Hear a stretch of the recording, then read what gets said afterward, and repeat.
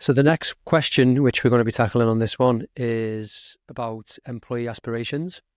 Yes. And I'll do a quick intro and then you can talk us through it. So the question as it's posed in Carrero hmm is what's next for you? And I really like that because it's quite a open end. When I first saw it, I thought it was like quite a really open-ended way of letting somebody share their aspirations without kind of guiding them too much. That's what I quite liked about it. But talk us through it. Talk us through how it works.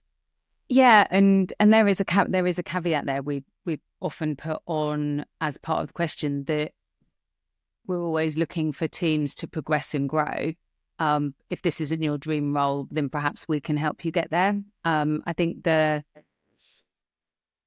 we use this question to help us populate the 9-box grid. So in terms of whether somebody's got potential. And I always find it quite interesting when people do this exercise or do an exercise like it without actually speaking to somebody and finding out what their aspirations are. Often the potential question gets answered by managers, by HR, sitting around and sort of putting people in boxes, if you like, which I don't like doing. I'd much prefer people put themselves in their own boxes. So it's very, very much around, what does this next 6 months look like for you? But with the wider caveat around, we would like to help you get to where you want to be in your life and in your career. And I think most employers now, I hope, are recognizing the fact that, jobs are not for life and people might be with you for 6 months, for a year, for 2 years, maybe for 15 years. But, my dad had 2 jobs his whole life, which is crazy. And, and then I've stayed sort of doing the same thing for 20 years. You could say I'm on my 4th job at 52. So that's really unusual now, I think. People are looking to move on. We all know that, unfortunately, it so happens that if you want to get a significant pay rise, it seems you have to move company rather than staying in the one you're in, which, again, that's a shame. But yeah, so this question is all around sort of what's next for you.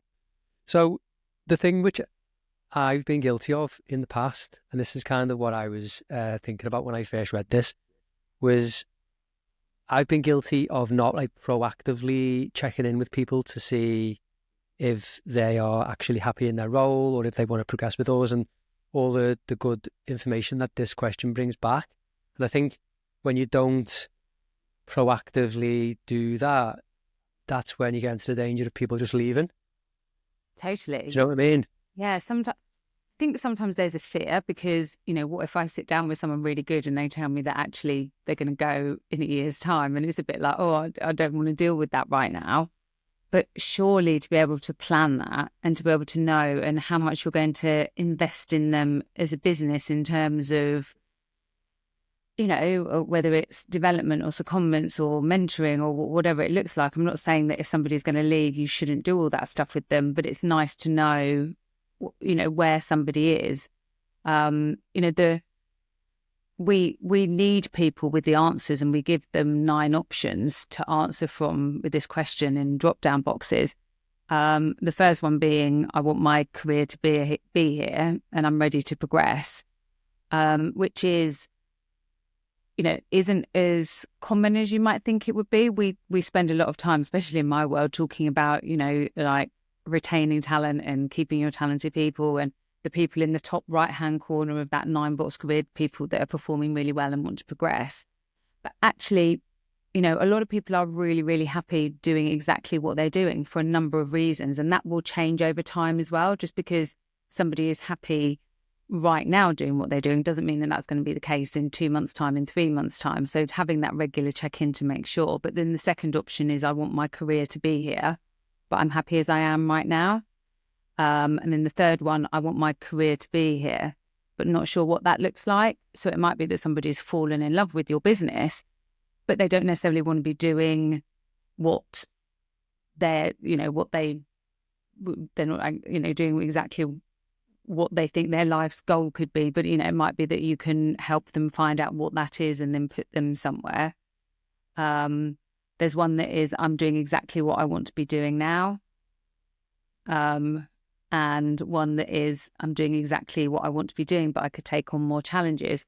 So again, that's all about, well, it doesn't necessarily mean that you have to be moving up a ladder. So, people often talk about career ladders and career pathways, and that gives the idea of a very linear way of working. Whereas we like to talk about career webs. It's, you might want to take a step over this way, or you might want to do something in, you might want to do the same role but in a different location. You might want to be at the same level but in a different department. All those things are things that can be talked about. There's one that says, my future isn't here, but I'm happy for now. So, if you're a student, or, you're coming over to, less likely now, but if you're coming over from somewhere else and you were just coming here for the summer to work, or for, for a couple of years to gain some experience, we get a lot of people like that in hospitality that know this isn't what they want to do for the long term, but they're happy to do whatever it is. And often some of those people you can convert. They come in thinking, nah, I'm just doing this because it's fun. And then they fall in love with it.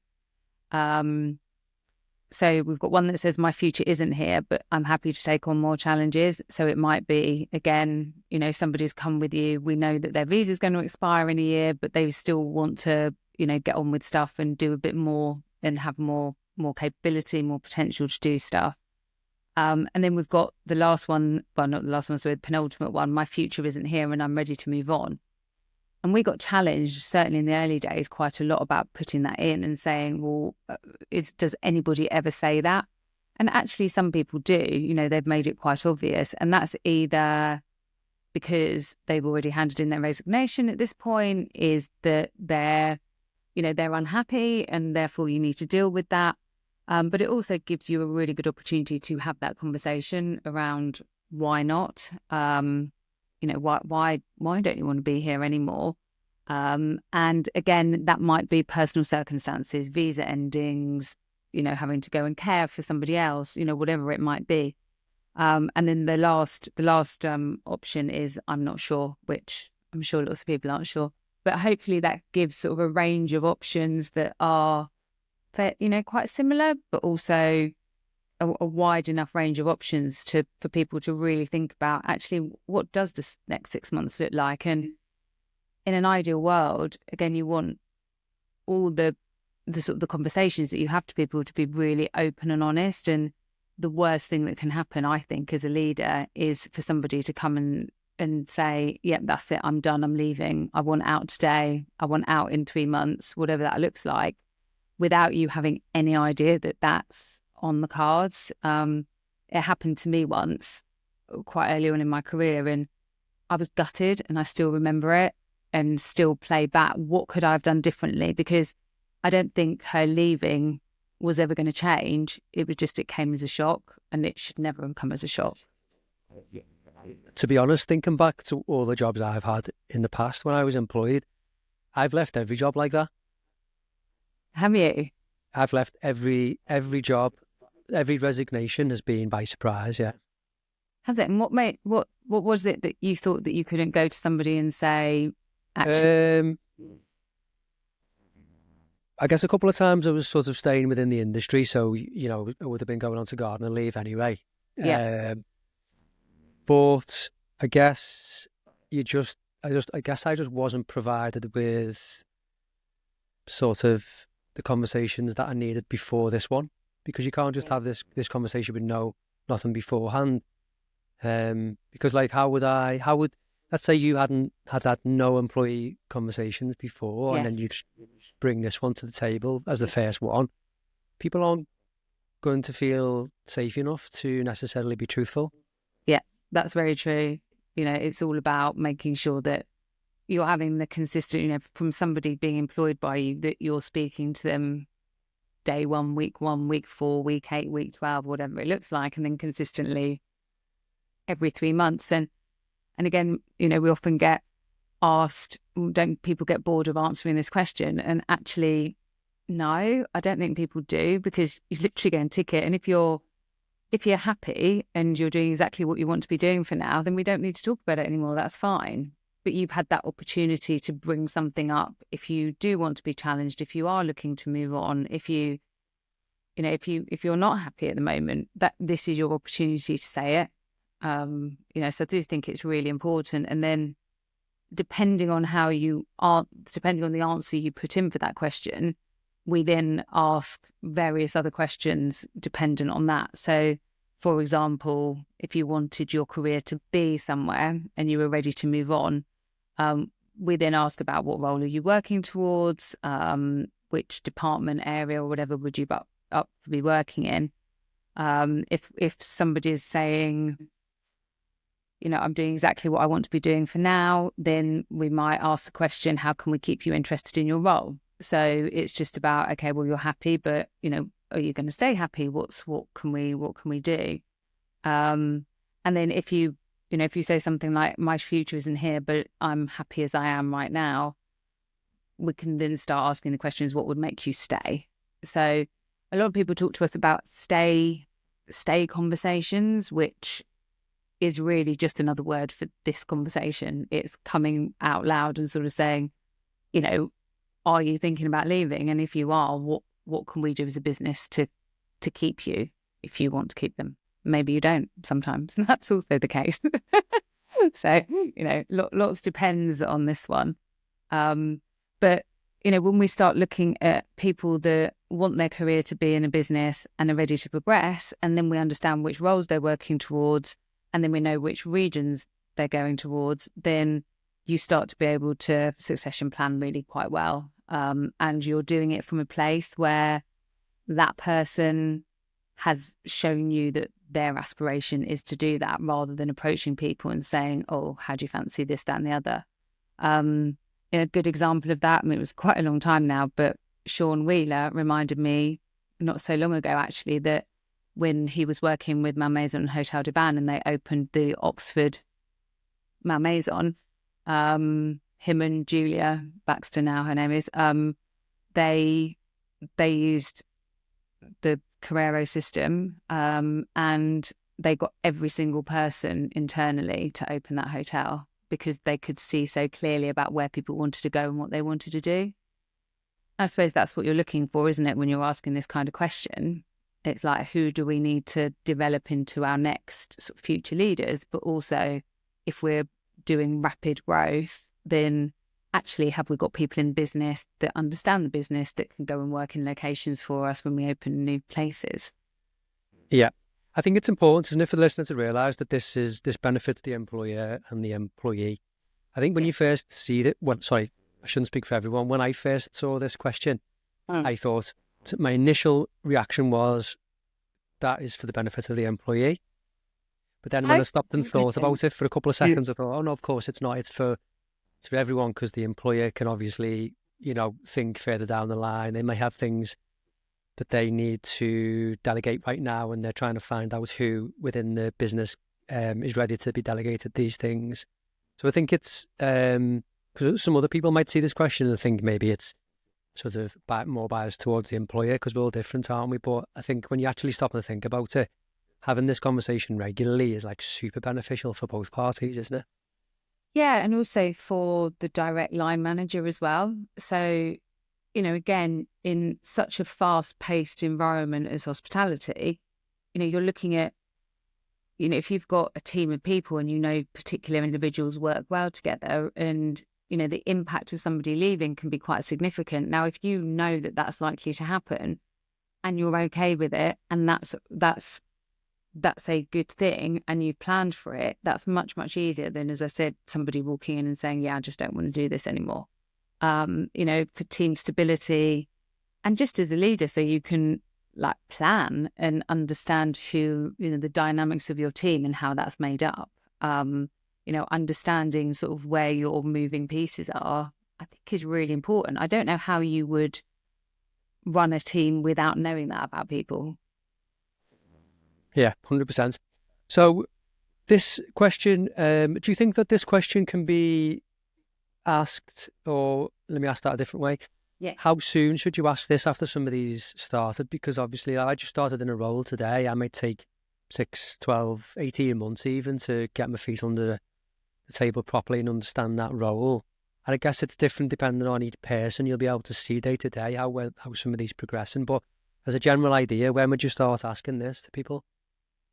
I mean, depending on the business, I often recommend that people ask it as part of the sort of the 3 month. I mean, we're going to have to start calling probation reviews again, aren't we, when the new laws come in? But after somebody's induction period, at that point, you kind of want to get a handle on, is this a forever, not forever, but a longer term job? Or is this something that actually, I'm here on a visa and I'm only going to be here another 3 months? Or, what does that look like? I don't think there's a too soon, really. I think as soon as that 3 months hits, it's a really vital question to ask, because what you're hoping at that point is that everybody's saying, I'm doing exactly what I want to be doing for now, because they're only 3 months in. However, we also know that a lot of people, and this is purely anecdotal and not generalizing about generations at all. However, the number of times that I've heard, I want to be a director by the time I'm 30. I'm going to have my own business by the time I'm 28. And, compared that to me, it was just like, oh my God, it'd be so nice if I just had a job. So, a lot of people, if they're hungry to move, they want to do it and they want to do it quickly and they want to know what the plan is. So if 3 months, if someone is saying, I want my career here and I'm ready to progress, having that in your head, even though they may full well not be ready for it, at least you can start putting in some development actions, or having a really good conversation about what it does take to move to the next level. And, is it likely or not in the next 3 to 6 months?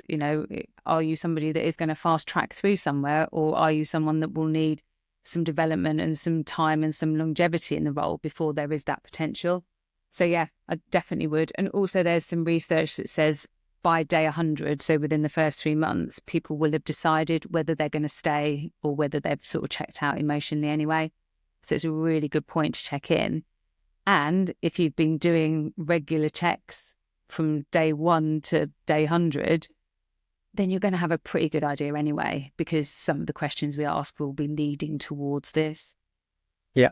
So that kind of segues us into the other side of this conversation, yes, which you're having with employees, and it's sort of around flight risk. So this hopefully will give you an indicator of who basically is thinking about leaving your business for different reasons. Just talk to us about that, and maybe how some of the answers are more sort of indicative of that. Yeah, indicative, yeah. So the way that we measure flight risk is people are either a high, medium, low risk of leaving. Where people are asking the questions I would recommend that are put into that are, would you recommend us as a great place to work? How happy are you? How well are we, how are you feeling in terms of your well-being? So how are you feeling mentally, physically? Are you ready to do a good job? That question. Did I just say employee net promoter score? Say that? Okay. Yeah. So 4 questions. So well-being, happiness, employee net promoter score, and this question that we've just talked about.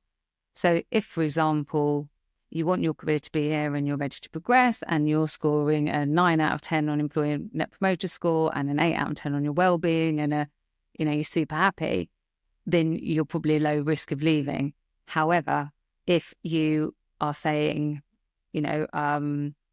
my future isn't here, but I'm happy for now, and you're scoring low on the other 3 questions, then it's likely that you'll go as soon as something better comes along. And that's the point at which, a good leader or good manager will think about and have a conversation and think, okay, well, this person is a high risk of leaving. Is this something that we think actually is probably the right thing for them and the right thing for the business? And that's fine. Or is this a point where we want to put in some kind of intervention and we want to have a bigger conversation? Because it's not right for everybody to stay. And I think there's, as much as there's in the industry at the moment, there's a tendency, or there was a tendency over the last 3 or 4 years, to over promote people.